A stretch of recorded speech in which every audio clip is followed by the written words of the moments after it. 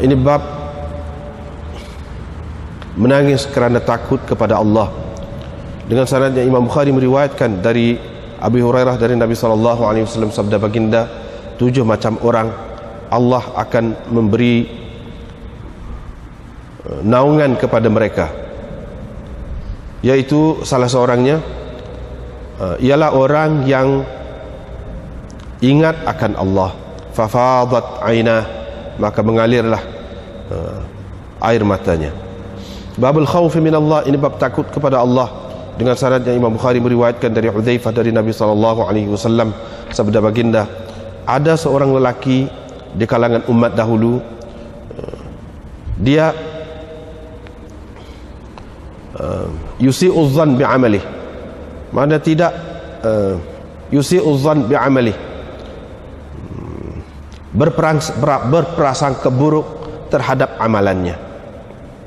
Faqala li ahli, mana dia tidak menganggap amalannya itu sebagai baik dan sempurna.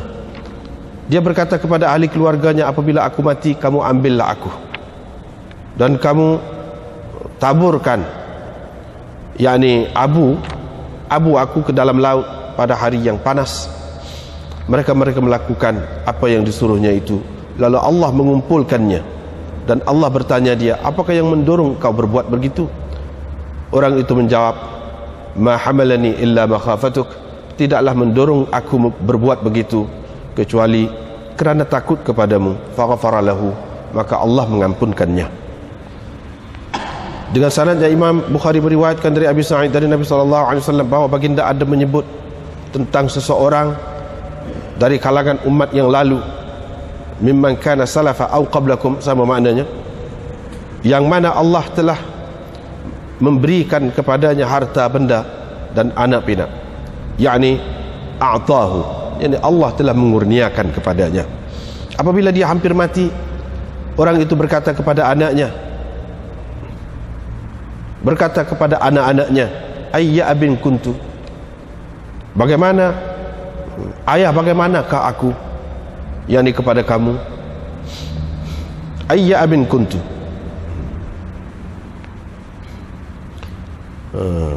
maksud dianya, apa pandangan kamu terhadap ayahmu ini? Qalu khairan, mereka berkata baik. Qala fa innahu lam yabta'ir 'inda Allahi khairan, tetapi orang itu berkata, sesungguhnya dia tidak ada menyimpan apa-apa kebaikan pada Allah. Kata ada mentafsirkan makna yabta'ir itu, makna lam yaddakhir, yang tidak menyimpan. Nanti kalau dia menghadap Allah, tentu Allah akan menyiksanya. Ingat ataupun tunggulah, kalau aku mati, kamu bakarlah aku sehingga aku menjadi arang, maka kamu hancurkannya. Fashaquni, kamu hancurkannya. Au qala fashaquni, itu maknanya sama. Thumma kana idza rihun 'asif, apabila tiba hari yang berangin, maka kamu taburkan abu tu, abu mayat aku tu. Fa akhadha mawathiqahum ala dhalik, dan dia telah membuat perjanjian dengan anak-anaknya untuk berbuat begitu. Demi Tuhanku, memang mereka lakukan begitu. Faqala Allah, dan Allah berkata, kun, jadilah engkau. Fa idza rajulun qa'imun, tiba-tiba terus orang itu menjadi seorang yang sempurna. Faqala, Tuhan pun bertanya, wahai hambaku, apakah yang mendorong engkau berbuat begitu? Qala, orang itu berkata, makhafatuk, kerana takut kepadamu. Au faraqum minka, sama juga maknanya. Ataupun dia kata faraqun minka, kerana takutnya. Fama talafahu an rahimahu, apa yang dibalas Allah terhadapnya ialah Allah merahmatinya. Fahaddathtu Aba Uthman, aku menceritakan kepada Aba Uthman. Dia berkata, saya telah mendengar Salman mengatakan, cuma dia ada menambahkan, fa'adhruni fil bahr, dalam riwayat sini, taburkan aku ke dalam laut, atau kama haddatha, atau lebih kurang begitulah yang diceritakannya. Tak ada apa lagi. Babul inha anil ma'asi. Ini bab berhenti melakukan maksiat. Diriwayatkan dari Abu Musa Al-Asy'ari, katanya Rasulullah sallallahu alaihi wasallam bersabda, perbandinganku dan perbandingan apa yang Allah utuskan aku membawanya ialah seperti seseorang yang datang kepada sesuatu kaum, lalu dia berkata, aku nampak bala tentera dengan mata kepalaku, aku benar-benar memberi ancaman kepada kamu tentang kedatangan musuh itu. Fannaja, maka carilah jalan selamat, maka selamatkanlah diri kamu.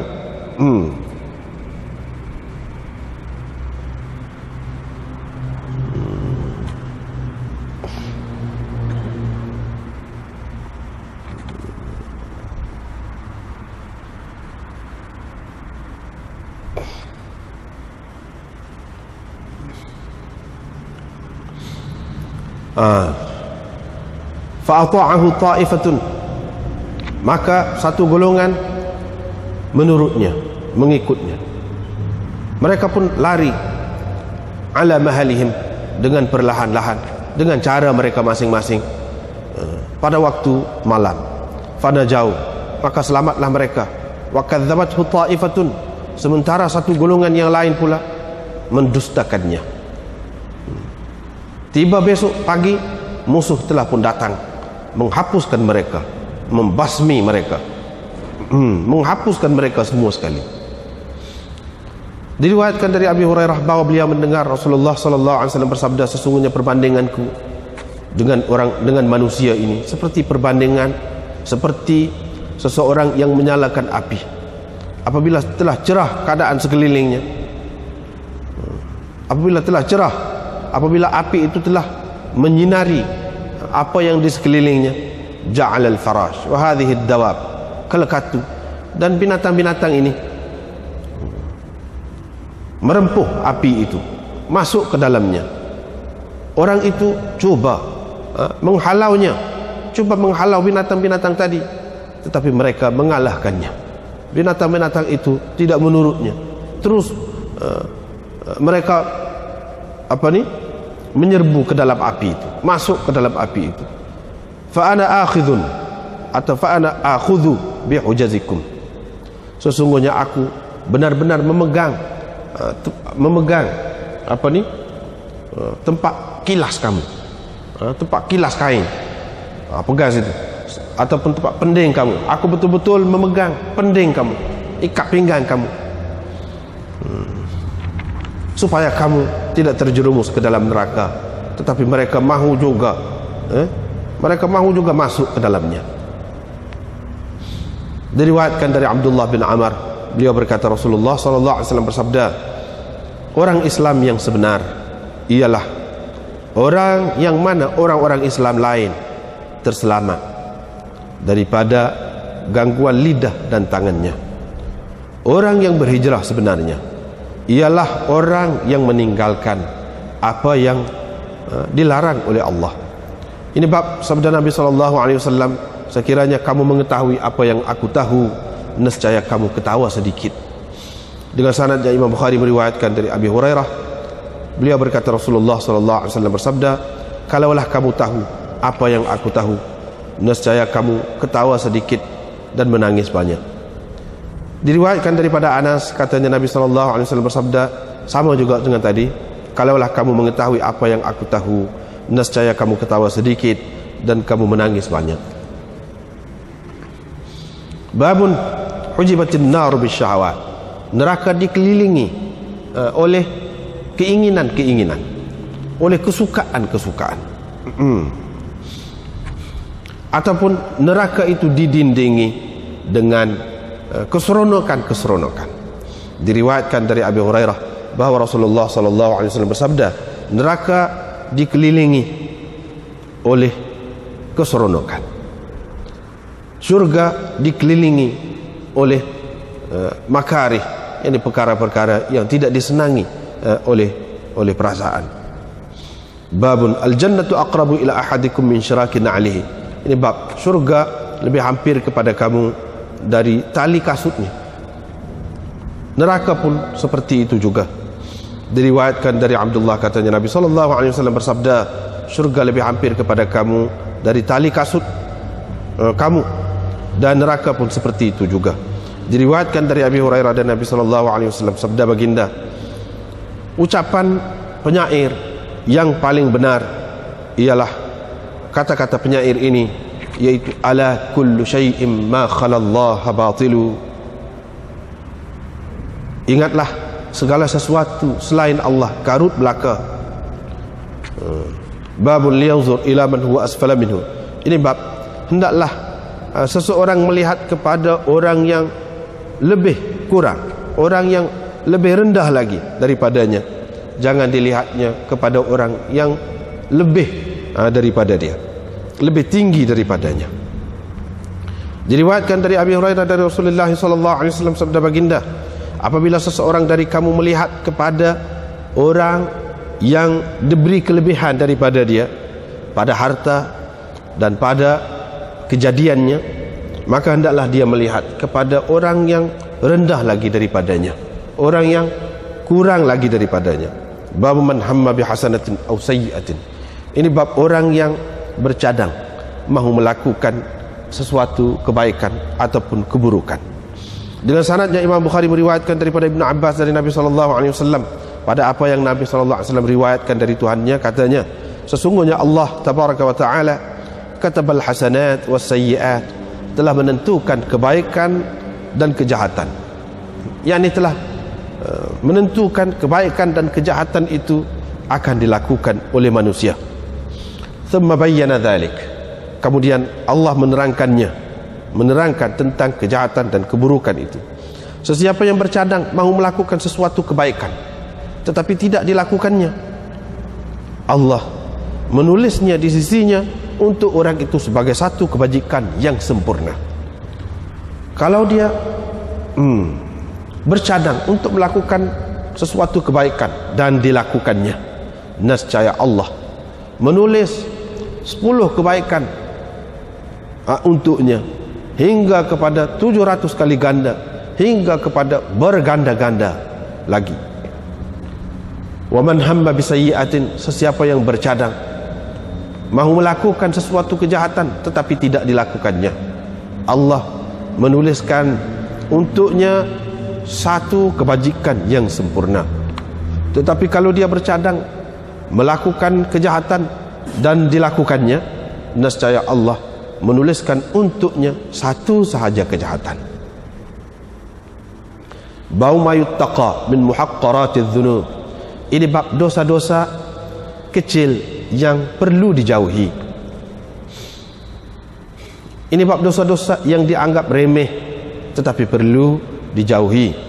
Diriwayatkan dari Anas, beliau berkata, sesungguhnya kamu memang melakukan amalan-amalan yang lebih halus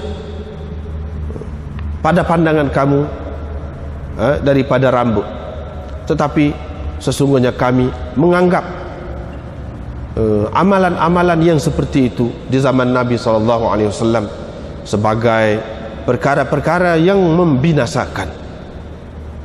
Qala Abu Abdullah al-mubiqat, maknanya al-muhlikat, yang membinasakan. Itulah. Ini kita masih lagi dalam Kitabur Riqaq. Kitabur Riqaq, yakni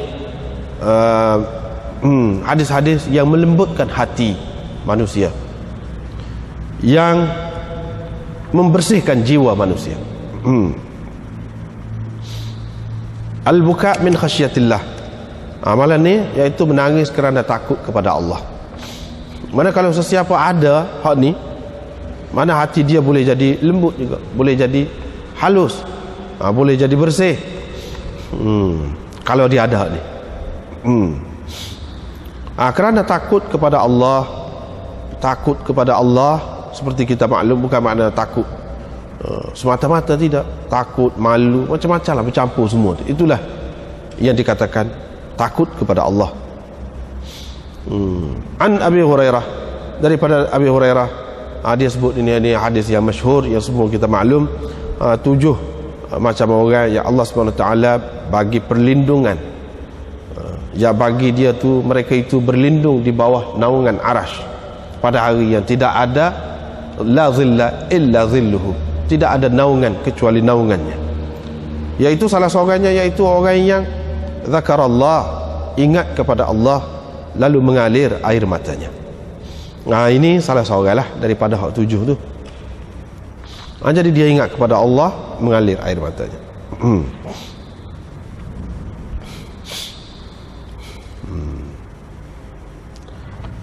Ini kena adalah hak ingat macam tu. Kalau ada orang ada sifat ni, mana membersihkan jiwa dia, menghaluskan jiwa dia. Kemudiannya apabila dalam perkara-perkara agama ni mudah dia nak terima, mudah dia nak terima. Dan nak buat maksiat payah, jauh nak buat maksiat. Dia suka buat kebajikan, tidak suka buat maksiat. Itu hasilnya. Kalau orang yang macam ni,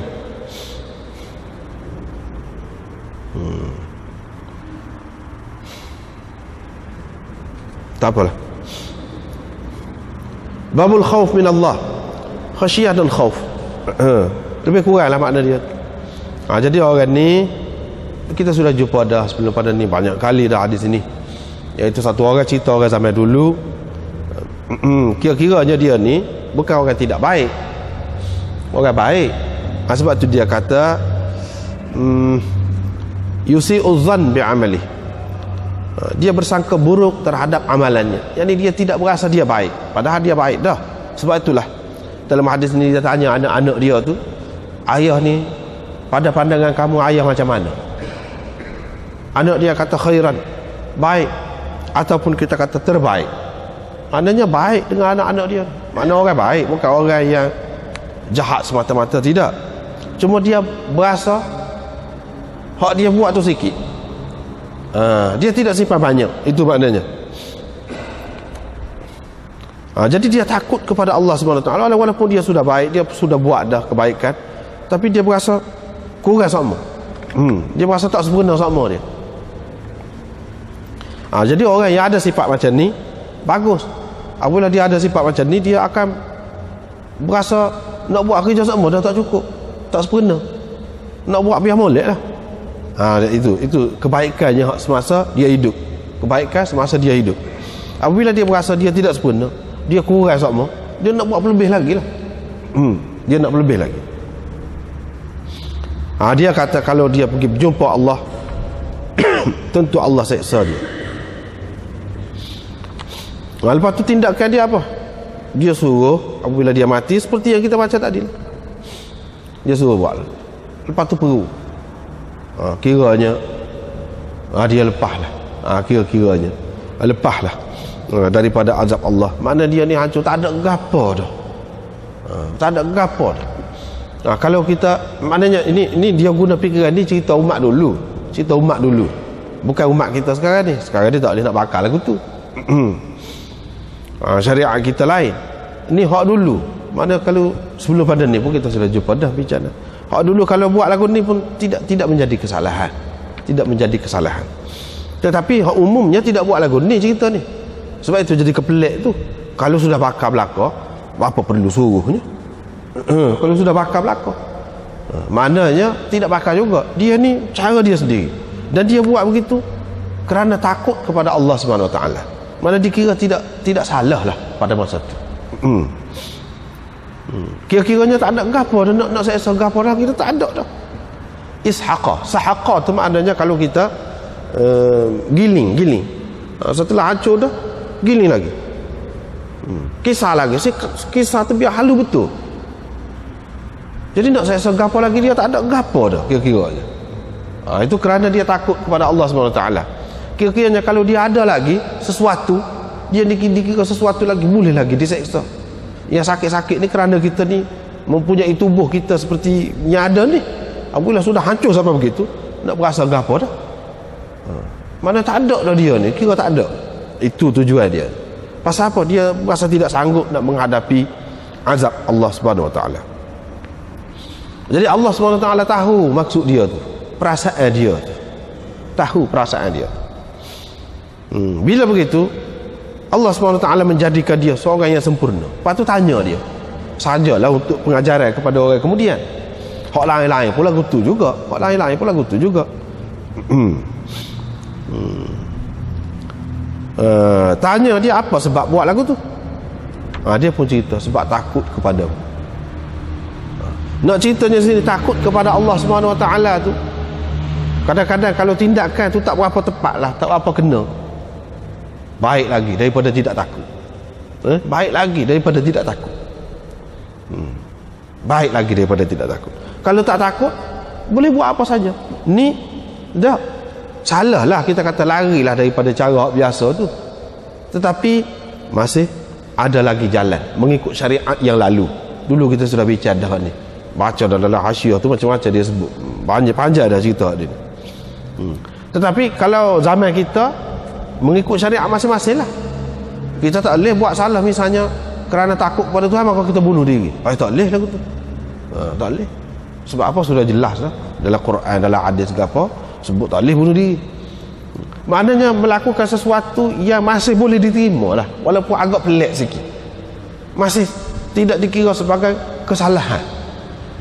Kesalahan besar, mungkin kesalahan pada pandangan orang, tindakan kita tu masih boleh lagi.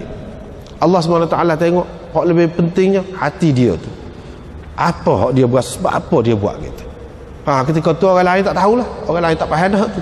Allah SWT saja yang tahu tentang kita dengan tindakan kita. Jadi supaya orang ni dia kata kerana takut kepada engkau lah, maka apa yang Allah SWT balas kepada dia, iaitu Allah merahmatinya. Jadi dalam riwayat yang sebelum itu Allah mengampunkannya. Jadi dosa-dosa dia ada Allah SWT ampunkan. Ini dia nak ceritanya kelebihan takut kepada Allah SWT. Kelebihan takut kepada Allah SWT ia membuatkan Allah mengampunkan dosa kita, Allah merahmati kita. Itu tujuannya. Jadi tidak semesti tindakan macam ni. Takut kepada Allah SWT ni, ikutlah cara lain. Kerana takut kepada Allah SWT, katakanlah kita duduk di bandar, tidak selamat di situ, banyak maksiat, kita lari semata-mata orang lain tak tahu hati kita, semata-mata kerana kita takut, kita terjerumus, terpengaruh dengan orang lain, maka kita melarikan diri kita, kita pergi duduk di tempat lain. Takut kepada Allah SWT juga. Tidak semesti dalam bentuk ni, macam-macam lah, macam-macam. Kita duduk buat sesuatu kerja tu bahaya tu, kerja tu kadang-kadang mengancam nyawa orang-orang Islam. Tak mahu kerja tu, walaupun pitih banyak, boleh katakanlah jadi tentera lah, jadi polis lah misalnya, kita kata di negara orang kafir, tiba-tiba dia terdedah, selalu kena menghadapi orang Islam. Dia pun berasa takut kepada Allah SWT, dia saudara dia letak jawatan tu. Misalnya banyak macam cara takut kepada Allah SWT. Dia letak jawatan walaupun pitih banyak, biarlah kerja lain kalau pitih sikit pun, tak apa, asalkan mana aku selamat. Ni kira-kiranya salah ni aku buat lagu ni. Begitu juga banyak lagi contoh-contoh lain yang hidup, yang biasa, yang kita hadapi semua. Kalau kerana takut kepada Allah SWT, takut kepada Allah SWT tu kita tahu dah buat macam ni siksaannya, hukumannya, Allah laknat, Allah murka, Allah benci kepada orang yang buat macam ni, kita pun tak buat. Kerana tu kita sanggup korbankan kerja kita, gaji kita misalnya. Itu orang panggil takut kepada Allah SWT. Jawabnya macam ni, Allah SWT akan mengampunkan orang tu kalaupun ada dosa dia. Allah SWT akan merahmati orang tu. Jadi apabila rahmat Allah SWT ada bersama dia, kalaupun kita kata dia kurang lah dari segi kemasukannya, dari segi duitnya, kerana berhenti kerja tu, Allah SWT akan bagi kot lain, akan bagi kot lain. Kita sebagai orang Islam kena ingat gitu, kena ingat gitu. Rahmat Allah SWT itu yang lebih penting daripada yang lain-lain.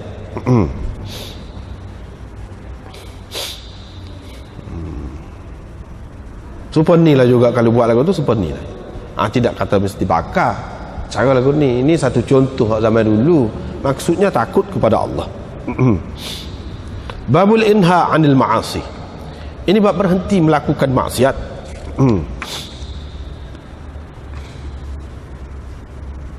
Berhenti melakukan maksiat. Ini dalam hadis ini Nabi SAW kata dia buat perbandingan satu orang yang mana dia tengok dengan mata kepala tentera tu mari menuju ke tempat dia. Dia pun kata, aku ni pengancam, aku adalah orang yang memberi ancaman tentang kedatangan musuh. Al-Uryan. Al-Uryan maknanya yang bertelanjang. Asal makna dia.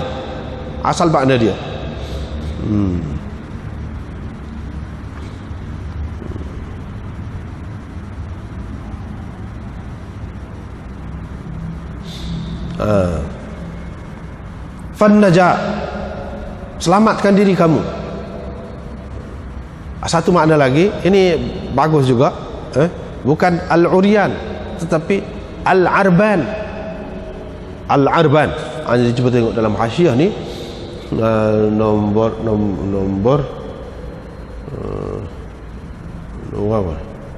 Nombor 1 lah. Nombor 1. Baris yang keberapa kali siapa yang ada kitab ni boleh tengok. Baris yang kelima. Baris yang kelima dalam hasyiah. Qala al-Khattabi.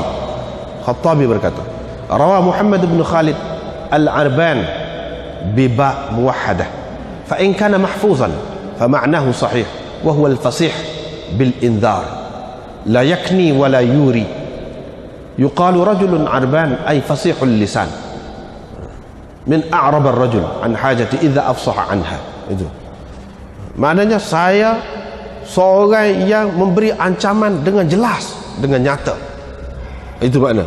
Kalau hak ni kata Khattabi mahfuz, riwayat ini mahfuz, maka lebih terang makna dia dan betul juga.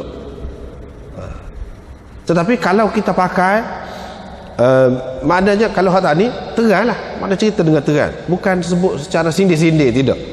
Kalau kita pakai hak ni, hak kebanyakan ni an-nadhirul uryan, maknanya pengancam, orang yang memberi ancaman yang bertelanjang, yakni melihat kepada penggunaan asal bahasa tu. Yang ni di zaman Arab jahiliah dulu, dia kalau orang nak cerita apa-apa bahaya yang datang mengancam, dia akan bertelanjang. Dia akan bertelanjang dan dia kibah-kibah kain dia tu sambil berlari-berlari, cerita kepada orang, berjaga-jaga, beringat musuh nak mati. Itu cara dia pada masa dulu.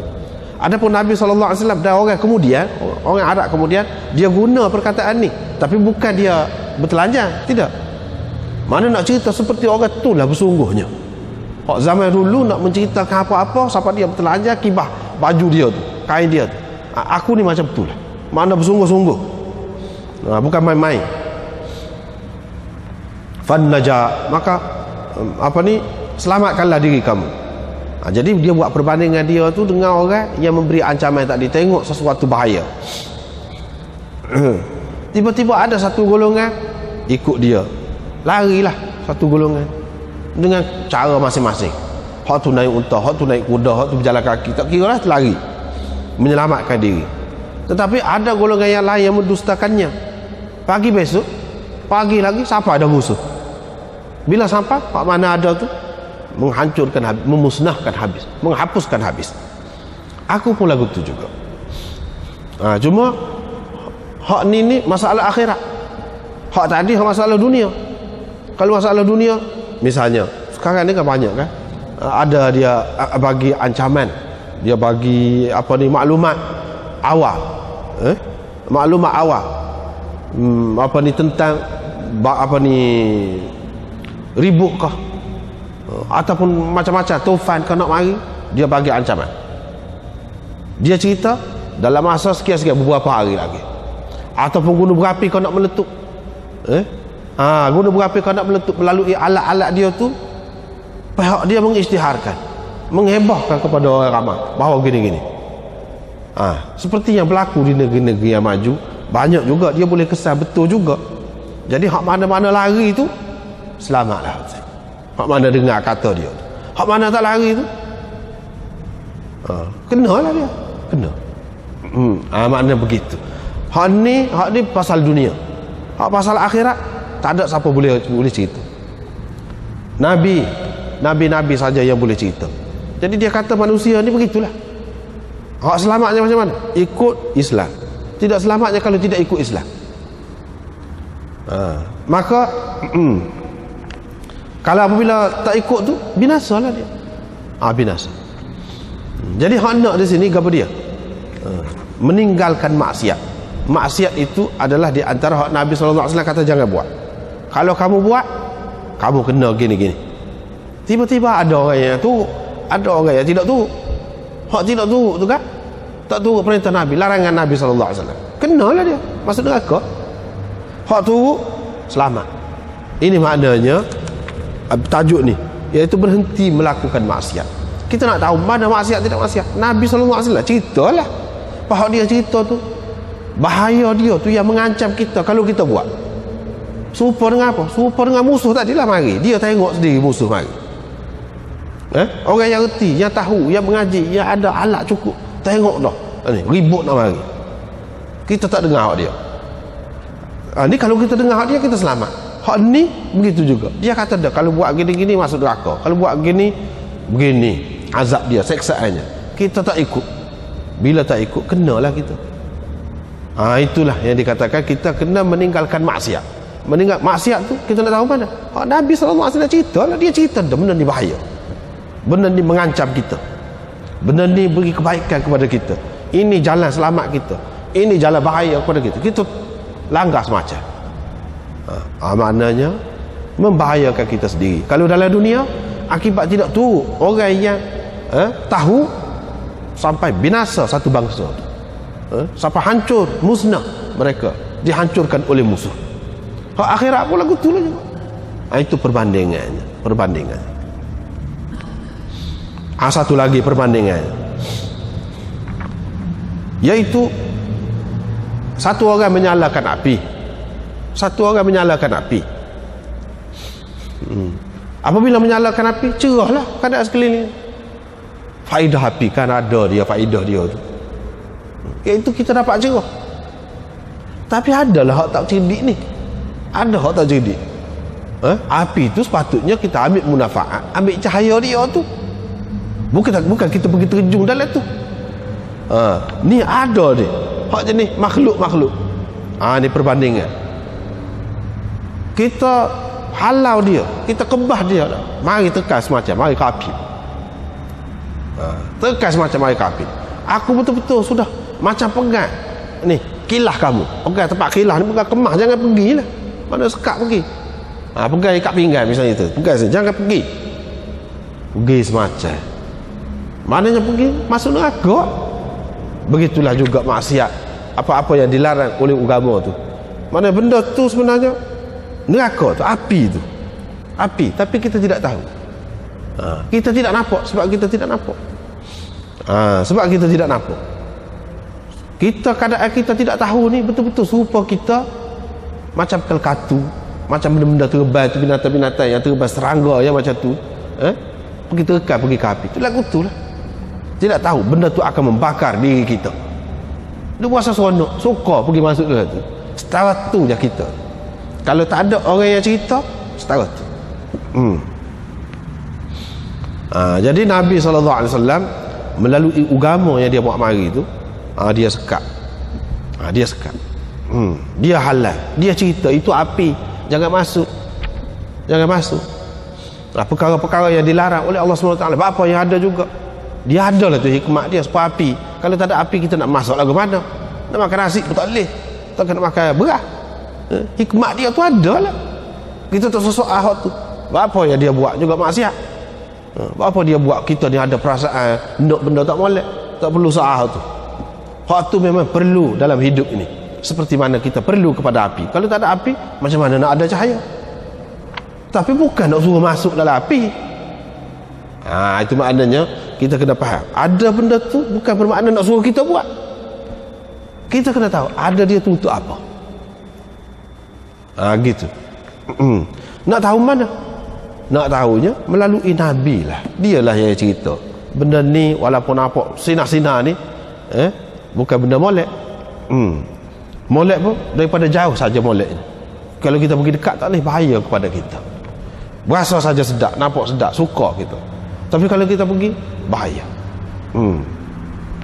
Berapa banyak perbandingan dalam dunia ni, banyak benda yang bahaya lah. Kalau kita tengok kat salji tu kak, tempat salji tu berasa nak terjun. Nah, berasa nak terkagit tempat salji tu, suka nampak daripada jauh. Orang-orang sana tu kira nak lari. Sejuk. Kita tengok daripada jauh ni dapat sedap. Kalau pergi terjun kalau atas bukit tu, dia bukit begini, bukit salji tu dia naik ke atas. Kalau kita pergi terjun, dia jatuh ke bawah, dia naik lah ke mana? Jelas bukit. Sebab itu anda tak boleh pergi terkai, tak tutup pasar, nampak hak sinar, hak putih, hak cerah, hak gapo tu, tak boleh mudah-mudah. Kena tengok dulu gapo dia di sebalik dia. Sebab itu ada kesesuaian dengan hadis hak selepas ni dia mari. Neraka tu dikelilingi oleh semua benda hak sedap. Hak kita tertarik. Seperti mana kelkatu tadi tertarik dengan api. Pergi-pergi di sebalik tu mengancam nyawa dia. Jadi hendaknya apa dia? Hak Nabi SAW larang tu, itulah yang dikatakan maksiat. Jangan kita mendekati maksiat. Kita kena berhenti, jangan pergi dekat. Kalau pergi dekat, maksiat akan membakar kita. Kita kena berasa serupa dengan kita masuk ke dalam api tadi apabila kita buat maksiat. Gitulah.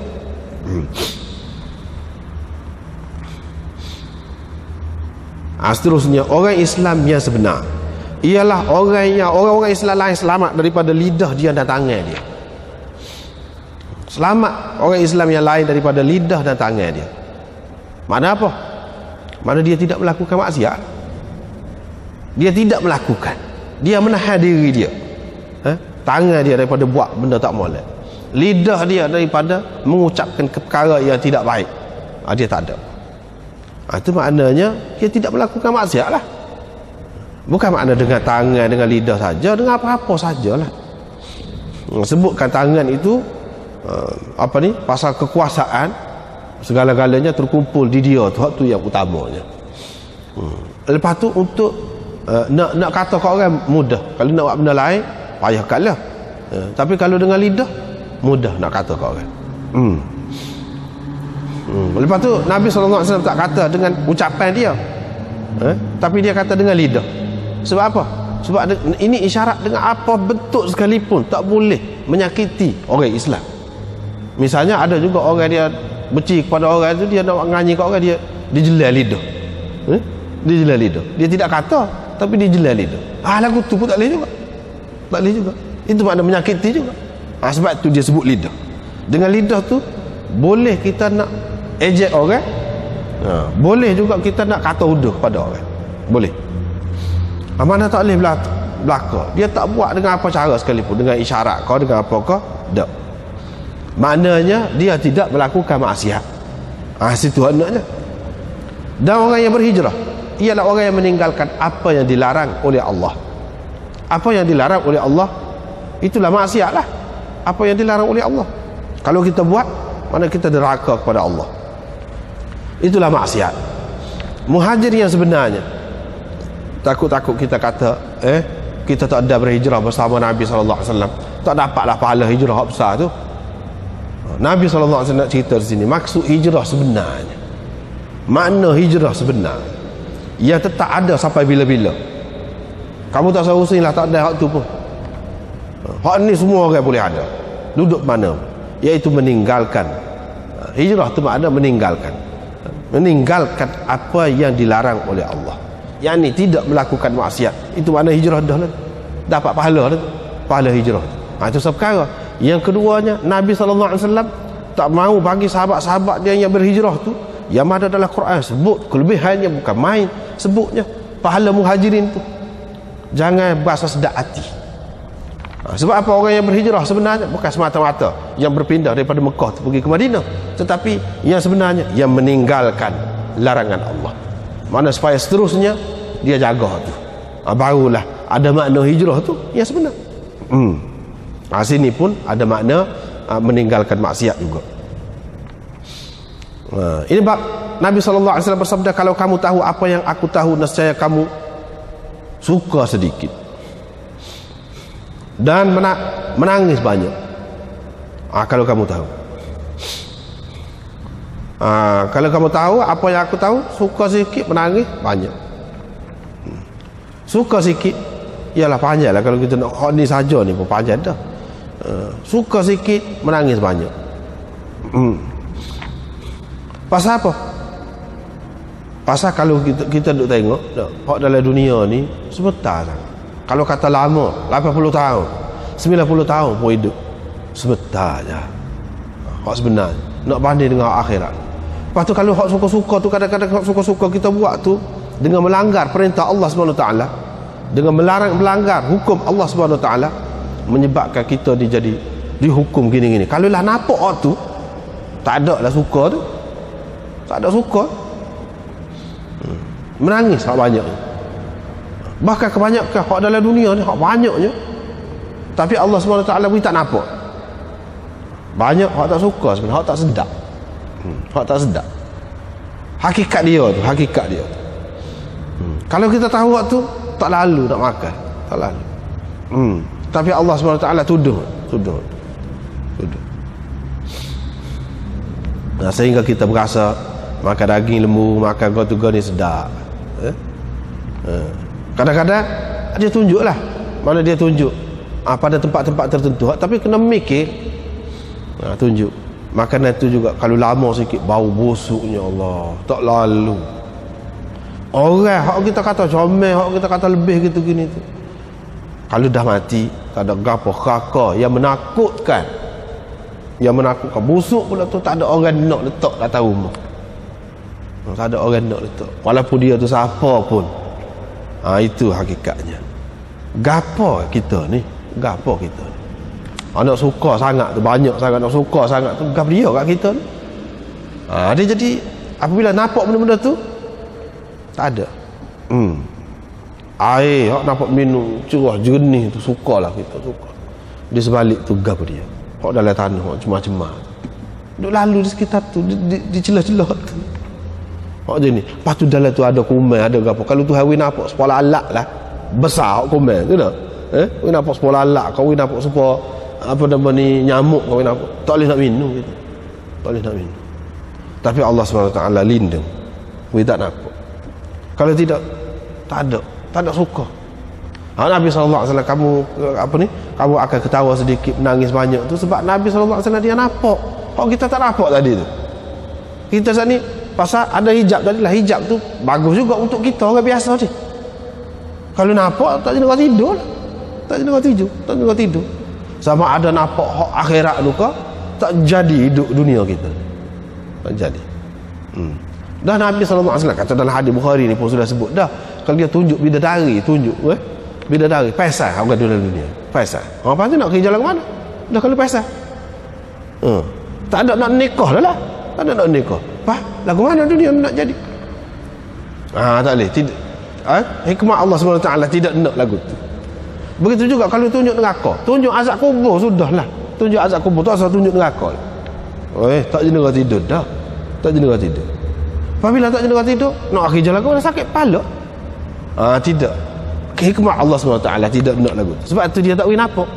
Dan Nabi SAW pun kata, kalau kamu nampak, kalau kamu tahu apa aku tahu. Dia tahu dah Allah SWT tak boleh tahu tu. Memang sesuai dengan hikmat dia. Tetapi hak sebenarnya, hakikat dunia ni nak cerita, lagu tu lah. Tidak lebih daripada tu. Barang yang menyebabkan kalau kita tahu, kita tidak akan suka banyak. Bahkan kita akan menangis hak tu hak banyak. Itulah hakikat dunia. Gapo pun, tak seceritalah gapo pun. Memang lagu tu. Memang lagu tu hak dunia ni. Mujurlah Allah SWT tak boleh dapat, boleh lindung kepada kita semua tu. Boleh lindung. Boleh terhad hidung kita, boleh terhad mata kita, boleh terhad telinga kita. Kalau tidak, tak jenera tidur. Bising dunia ni. Ni telinga kita terhad. Sekat ni yang boleh dengar. Lebih lagi tak boleh. Hidung kita sekat ni yang boleh hidup. Kalau tidak, busuk banyak. Lagu mana nak duduk kita? Begitulah. Kemudian neraka itu dikelilingi dengan keinginan keseronokan. Itu pula. Kena ingat tu. Tujuan dia nak cerita kita kena ingat. Mana tidak semesti kalau benda hak seronok suka tu kita boleh tekan lagi selalu. Tak boleh lagu tu. Kalau tidak jadi macam kelkatu tadilah yang pergi tepuh api lalu mati. Kenapa nampak sinar molek? Hak ni pun lagu tu. Sebagai manusia dia kena tahu berapa banyak memang kita pengalaman banyak. Manusia dia belajar melalui pengalaman. Contoh-contoh, kalau kita orang muda kita boleh belajar daripada orang tua. Kalau kita orang biasa kita boleh dengar pemimpin kita. Kalau kita orang tidak mengaji tinggi kita boleh dengar orang yang mengaji tinggi. Ada macam-macam di kalangan kita. Itu semua untuk iktibar. Berapa ramai orang sekurang-kurangnya mudah je orang tua pengalaman dia. Anak muda gila kepada satu orang, katakanlah kalau orang lelaki kepada perempuan kepada lelaki, sebaliknya, kerana comel zahir dia. Orang tua kata nanti dulu, yang si anak ni gelepar. Kalau situ kalau tak dengar kata sudah. Kalau tak dengar kata, sebab apa? Orang tua dia bukan tengok dari segi zahir saja, sebab dia tahu dah banyak perkara hak zahir, terutama kalau dia sendiri telah mengalaminya. Berapa ramai orang nak lagu ni contoh. Lepas tu sakit kepala, duk jerit. Itu semua pengalaman. Boleh tengok. Nak ceritanya tidak semesti yang sedap dipandang oleh mata tu, maknanya sedap juga di hati. Tidak mana lagu tu. Jadi tidak tertipulah kita. Hak tu hak dalam dunia. Hak benda dunia. Benda dunia pun di sebalik hak zahir tu ada tak molek dah di belakang dia. Akhirat pun lagu tu juga. Tu hak selapis. Lapis yang kedua akhirat. Kita tengok sedap sini. Sedap. Di akhirat besok tidak sedap. Maka harta orang dan sebagainya sedap dalam dunia. Supatullah ya, sedap supatullah je. Kalau dengan piti haram tu kita pergi makan apa-apa supatullah ya sedap.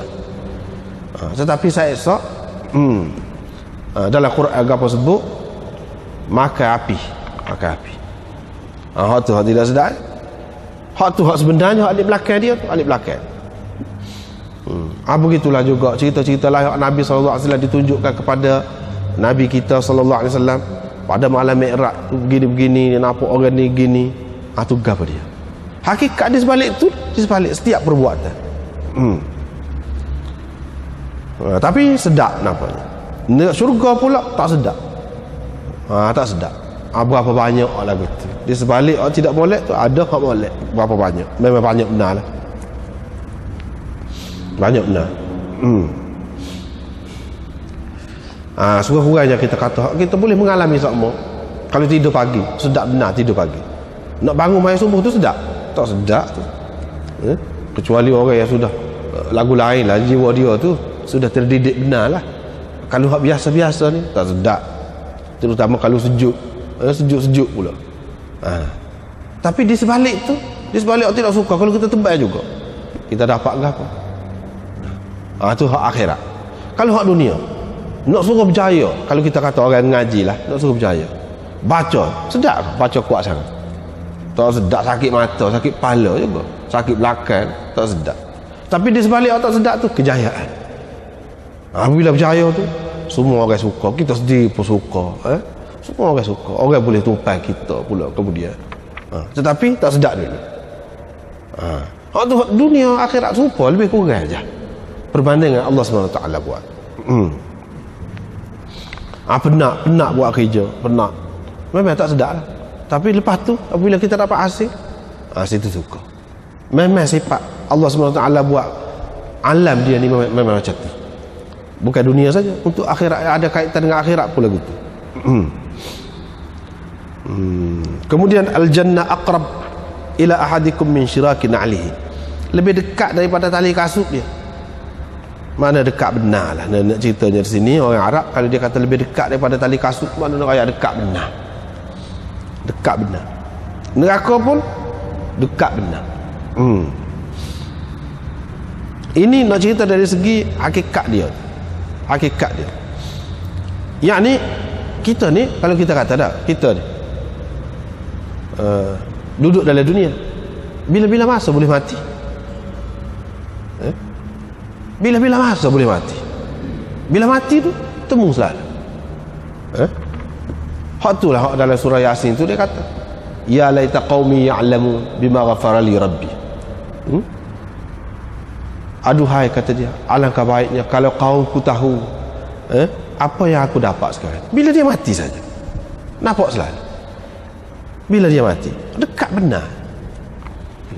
Kalau pun tidak surga sebenar pun, tidak surga betul, tak masuk lagi dalam surga, tetapi gambaran surga, kenikmatan hasil daripada kehidupan dia, nampak selalu hasil daripada kehidupan. Kalau mati hak tak boleh, lagu tu juga nampak selalu, dekat sangat. Bila-bila masa. Jadi orang Arab kalau dia nak gambarkan sesuatu tu dekat sangat, dia akan kata lebih hampir daripada tali kasut dia. Dia kata lagu tu. Bukan makna syurga dengan neraka tu duduk di kaki, bukan makna lagu tu lebih dekat lagi duduk celah tali kasut tu, tidak makna lagu tu. Ini ibarat dia tu. Bahasa dia tu dia guna gitu. Itu satu makna. Yang kedua, lebih hampir daripada tali kasut, dekat sangat tu maknanya. Kita kata surga tu duduk mana, neraka tu duduk mana. Boleh jadilah kalau orang-orang yang tak ada agama, dia boleh buat nganying. Orang-orang yang tidak percaya kepada agama nak masuk neraka mana, tak tahu gimana, jauh. Dia kata begitu. Lepas tu surga kita nak pergi lagu mana, kapal terbang kapal tak ada.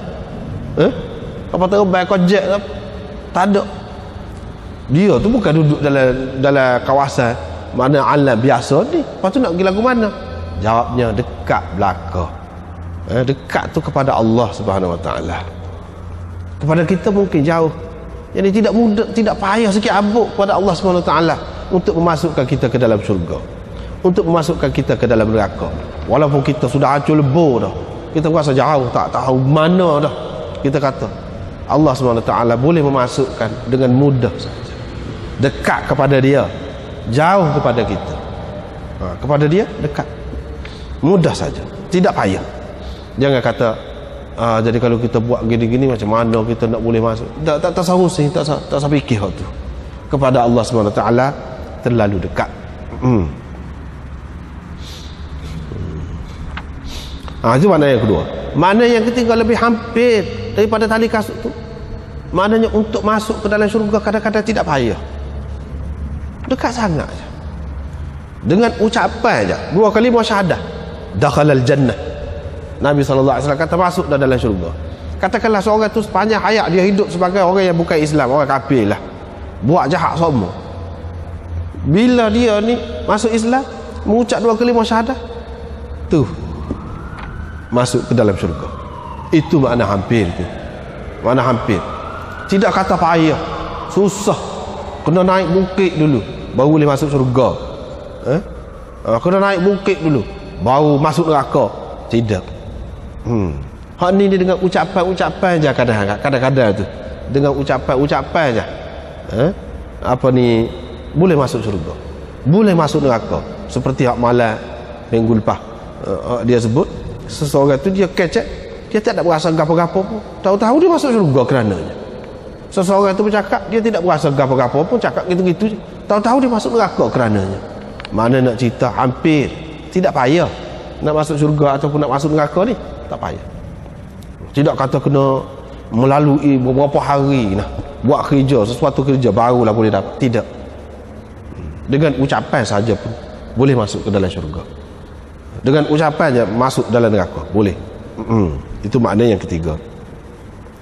Seterusnya, seseorang kena tengok kepada orang yang lebih kurang daripada dia. Jangan tengok kepada hak lebih.